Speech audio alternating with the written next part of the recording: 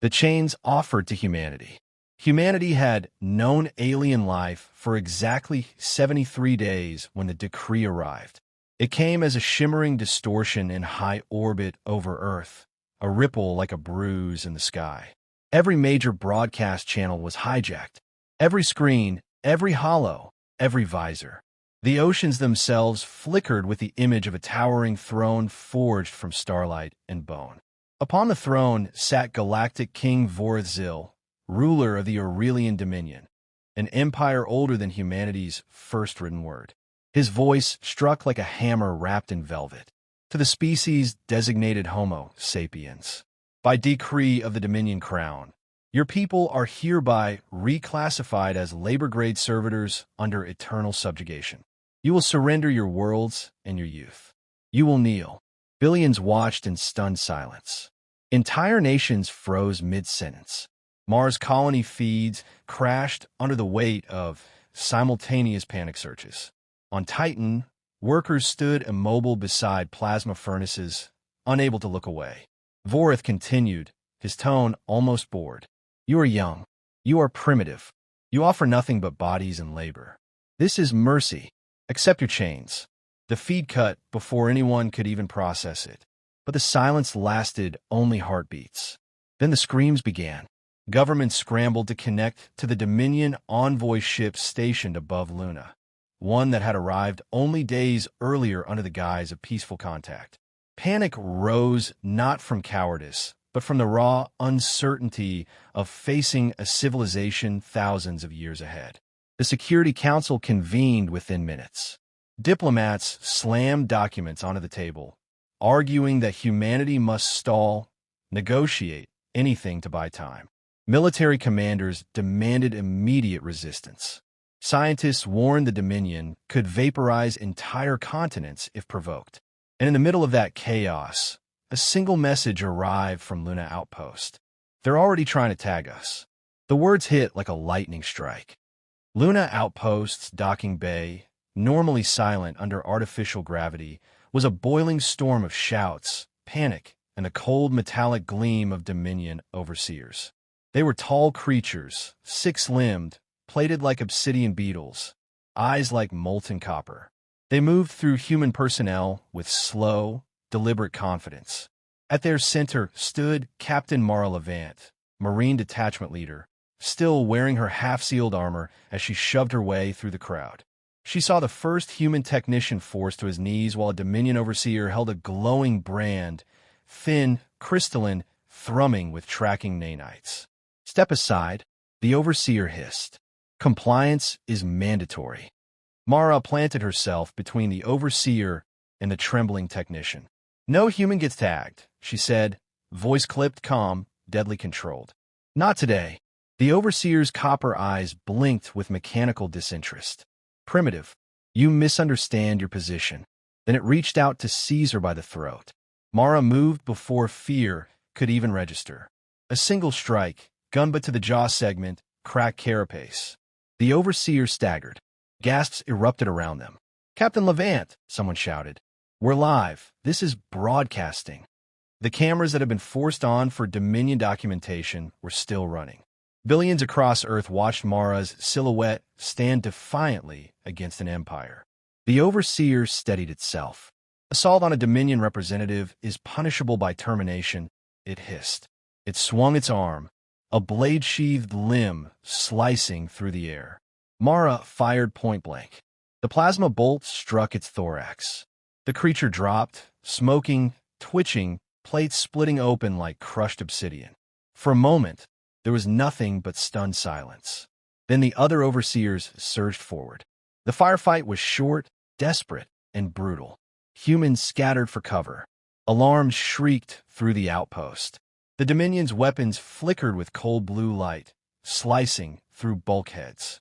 Marines countered with concentrated volleys, fighting with the desperation of a species pushed to the edge. The battle lasted 90 seconds. When it was over, the docking bay floor was scorched and pitted. 3 humans lay dead. All Dominion personnel were down. The outpost's internal broadcast captured the image of Mara standing amidst the smoke, helmet under her arm, jaw set like carved steel. The clip spread through the solar system in minutes. On Earth, an old woman whispered, "We are conquered." In the belt, miners roared in furious approval. On Mars, 100,000 people streamed outside, chanting a single word: never. Within hours, global communication stabilized enough for a unified vote, something no human civilization had ever managed before. The question was simple: submission or war? There were debates, frantic, impassioned, terrified. Diplomats argued that resistance would bring planetary annihilation. Generals argued that surrender would erase everything humanity had ever been. But when the results came in, there was no ambiguity. 99.7% chose war. Every nation, every colony, every habitat voted as one. For the first time in recorded history, humanity spoke with a single voice. The emergency mobilization orders went out. Production lines were converted to weapons factories. Orbital platforms reactivated long-abandoned black projects. AI cores that had been locked away under treaty were reawakened. Engineers dusted off doomsday-class prototypes no one had ever believed would be used. In a bunker beneath Old Geneva, a sealed vault opened for the first time in decades. Project Drakefire. Authorization granted. Classification: existential counteroffensive. Humanity, faced with chains, chose fire. As the first fleet powered up, engines igniting like newborn suns, the message was transmitted toward the stars, aimed directly at the Galactic King's throne world. We will never kneel. And from that moment, the galaxy would tremble.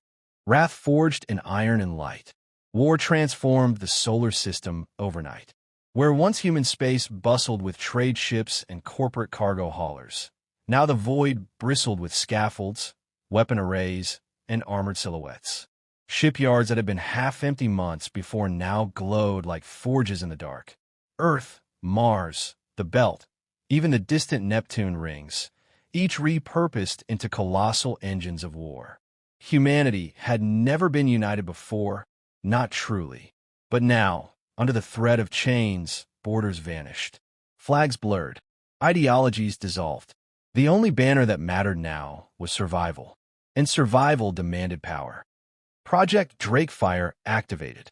In the subterranean chamber beneath the Alps, once a peaceful research vault, scientists and military leaders pored over schematics banned by every treaty humanity had ever written.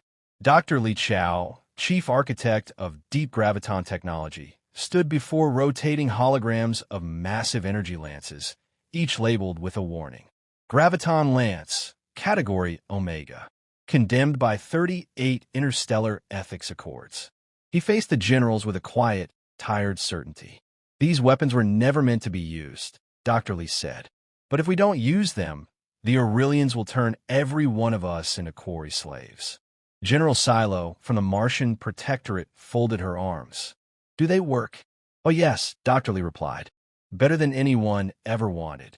Authorization signatures flashed green. Humanity crossed a line it could never uncross. And across the solar system, the forges blazed brighter. The training of a species. On Earth, entire cities repurposed themselves. In Chicago, skyscrapers became drone foundries. In Beijing, the Olympic complex shifted into a kinetic weapons range. Nairobi powered up its underground mecha hangars.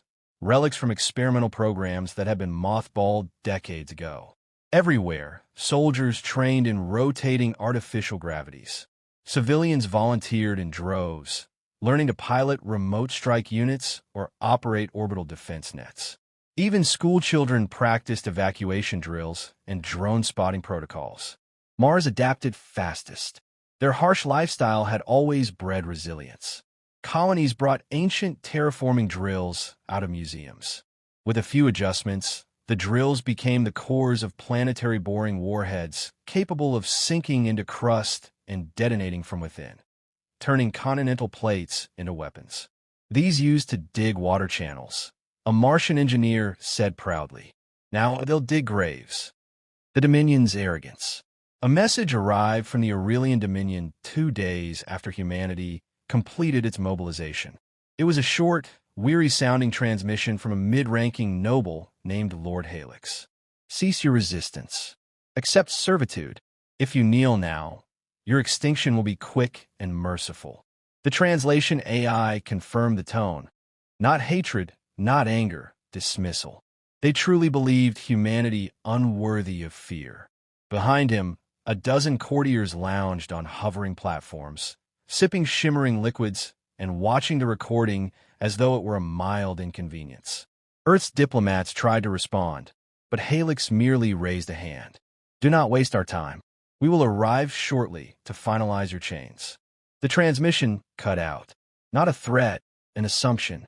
The inevitability of domination. That arrogance would cost the Dominion everything. Operation Broken Halo. The Dominion fleet arrived without ceremony. 28 cruisers, 6 dreadnoughts, a siege carrier large enough to eclipse the moon as it passed. Their formation slid into the solar system like a spear of obsidian. They did not raise shields. They did not deploy fighters. They believed humanity incapable of harm. Inside Earth Command, Admiral Kessler leaned forward in her seat, eyes narrowed. They really think we're prey. Colonel Vance cracked his knuckles. Let's change their minds. The final confirmation was given. Operation Broken Halo. Engage. The ambush at Jupiter. Humanity's trap was a masterpiece of desperation and genius. First, the fleet appeared to retreat, falling back toward Earth in a disorderly formation. The Dominion commanders laughed. They accelerated pursuit, falling neatly into the predicted corridor between Jupiter's magnetic fields. There, humanity struck. Jupiter's orbit was lined with hidden stations, long dormant, encased in ice, invisible to every scan. At the moment the Dominion fleet reached the center of the corridor, the stations detonated simultaneously, unleashing a gravitational sheath engineered using Drakefire technology. Space convulsed. The Dominion ships lurched, their smooth hulls twisting under the sudden change in gravitational vectors. Shields flickered. Some cruisers spun wildly, colliding with their own escorts. The moment distortion hit maximum, humanity deployed the second stage. 26 stealth frigates decloaked behind the Dominion vanguard. Hull panels peeled open. Graviton lances charged, glowing like newborn stars. Admiral Kessler gave one word. Fire. Light tore the void apart.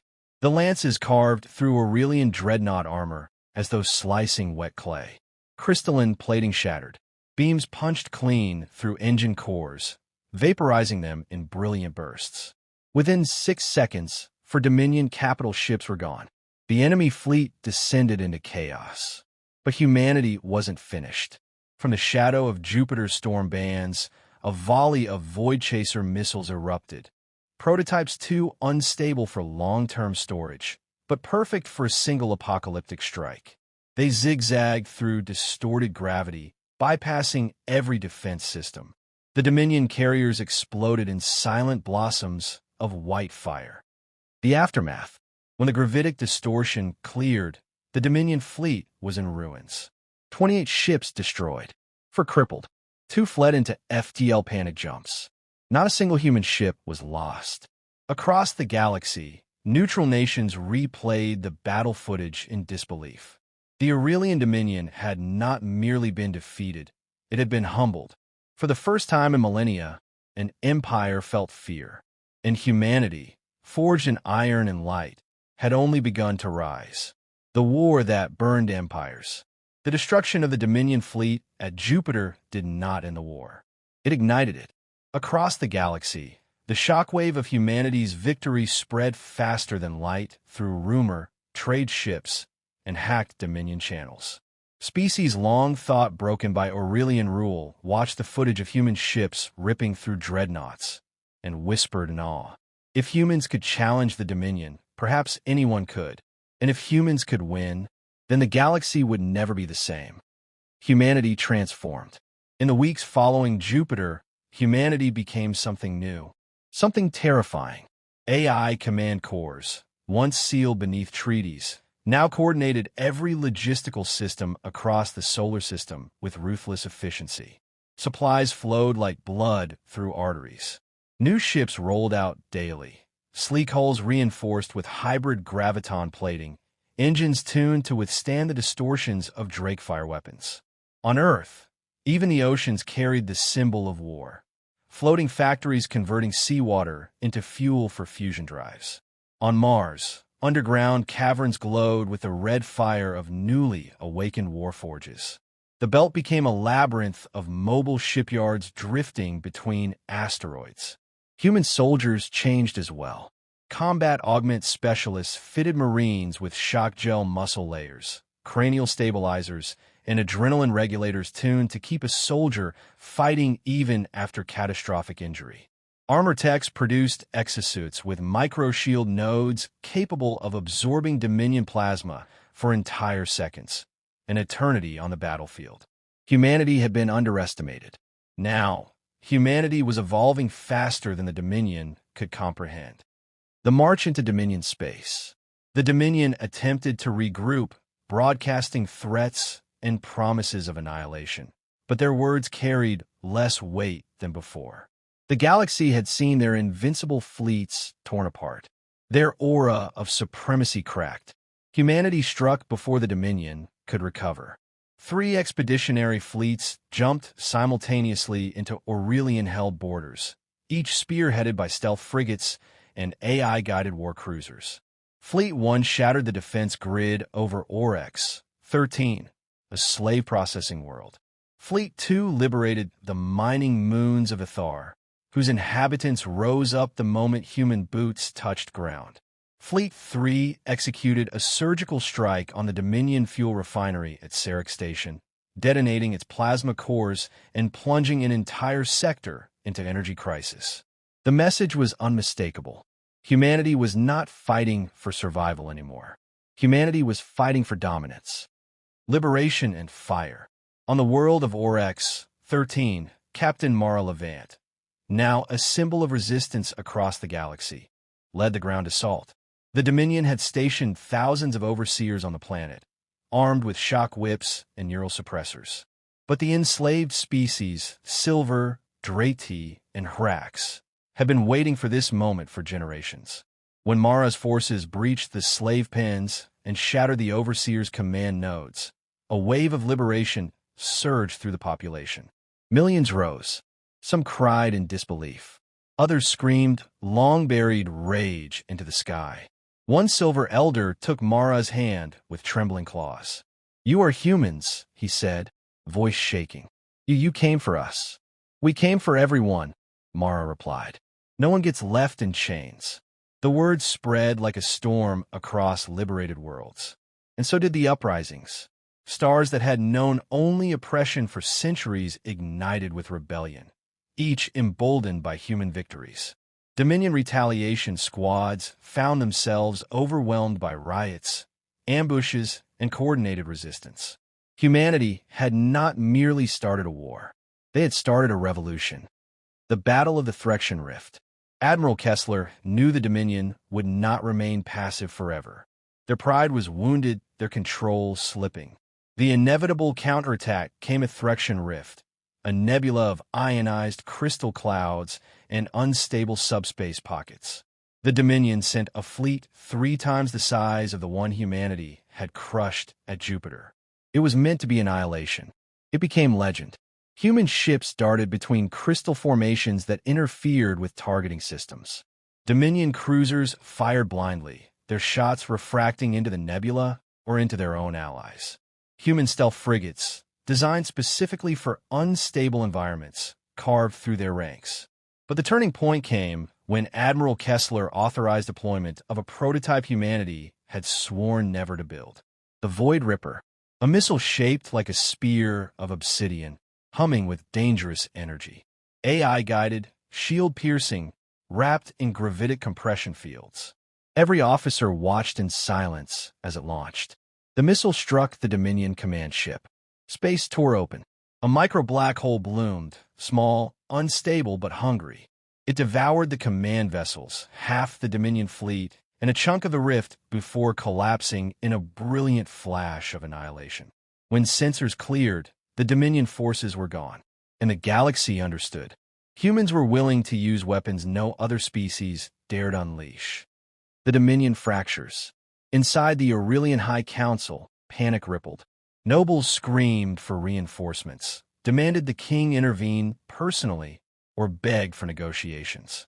Some even reached out secretly to humanity.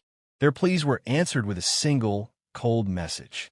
You offer chains, we offer consequences. Dominion control wavered. Their worlds burned, their fleets shattered, and the unstoppable tide of humanity marched toward the heart of the Empire. The route to Aurelian Prime, the capital, the throne world, the seat of Galactic King Vorith Zil himself, was now open, and humanity, wrathful and relentless, intended to walk it. The annihilation of civilizations. Aurelian Prime had never known fear.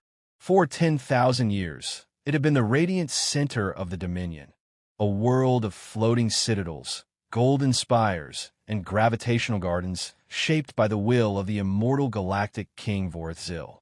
From here, every decree of slavery, every conquered world, every broken species had been dictated. Its shields had never fallen. Its armies had never bowed. Its king had never been challenged. But as the human armada entered orbit, a new sound filled the throne world. Silence. A silence born of terror. The storm before the fall. The Aurelian defense grid ignited first. Thousands of cannons firing streams of crystalline plasma into space. They painted the void in sweeping arcs of blue fire. Under any other circumstances, it would have been beautiful.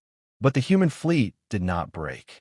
They advanced in a wall of iron and fury, their graviton shields glowing with white-hot intensity as they absorbed the volleys. The Dominion had expected humans to be reckless, to charge blindly in righteous anger. They had not expected precision. Admiral Kessler's voice echoed through every human ship. Target shield pylons. Open them a path. The first volley struck with synchronized perfection. Human lances smashed into the orbital pylons around Aurelian Prime, destabilizing the hypershield lattice. The glow around the planet flickered. Failed. Reignited. Failed again. Then humanity released their hidden trump card. Solar harvesters, massive, iron-winged constructs, unfolded their panels and redirected a concentrated solar storm onto the planet's shield. The hypershield collapsed like wet paper. All across Aurelian Prime, millions of citizens looked up and realized for the first time in their lives that they were vulnerable. The king descends. Deep within the obsidian throne pyramid, Galactic King Vorith Zil rose from his stasis cradle. His towering form was draped in armor grown from living metal, fused to his immortal flesh. His eyes glowed with ancient power. He walked to the central war balcony and gazed upon the burning sky. For the first time in millennia, Vorith spoke without arrogance. Summon the Eternal Guard. Prepare the sundering spear. But even as he commanded, the hall shook. A human drop shuttle pierced through the citadel roof in a blaze of white fire, embedding itself into the throne chamber. The hatch exploded outward. Captain Mara Levant stepped through the smoke, flanked by armored marines and liberated allies. Her eyes locked onto the king, the tyrant whose decree had nearly enslaved her species. Vorith tilted his head, studying her like a curious specimen. So, you're the little primitive who defied my brand. Mara tightened her grip on her rifle. You try to chain humanity, she said. This is your answer. The king laughed, a deep, resonant sound that vibrated the air. You humans burn bright, loud, brief.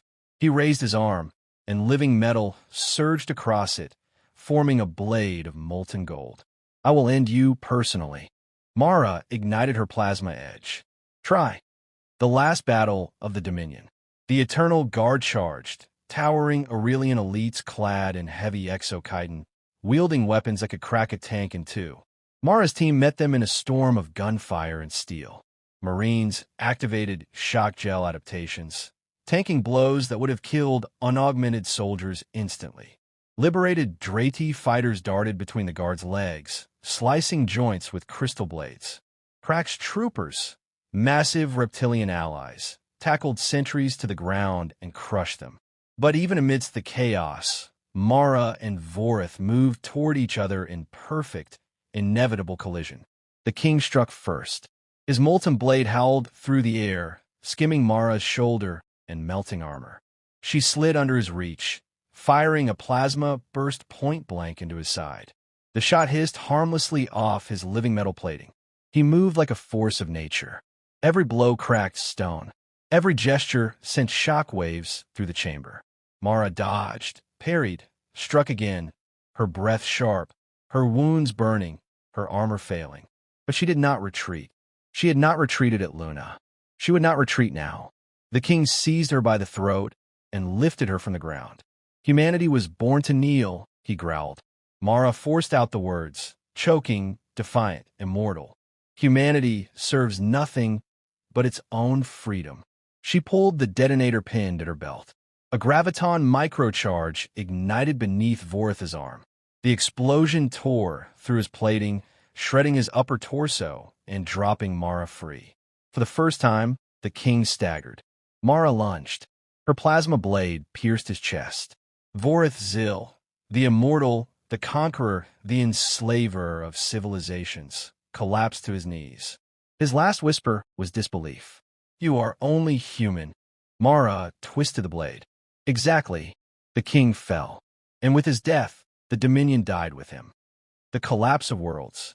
Without the king's psychic control, Dominion hierarchies fractured instantly. Overseers lost command authority. Slave worlds erupted in planet-wide uprisings. Dominion fleets, cut off from central orders, splintered into warlord factions that were consumed by their own chaos. Civilizations that had stood for millennia collapsed in weeks. Some fell quietly. Some fell burning. Some fell screaming. But they all fell. Never again.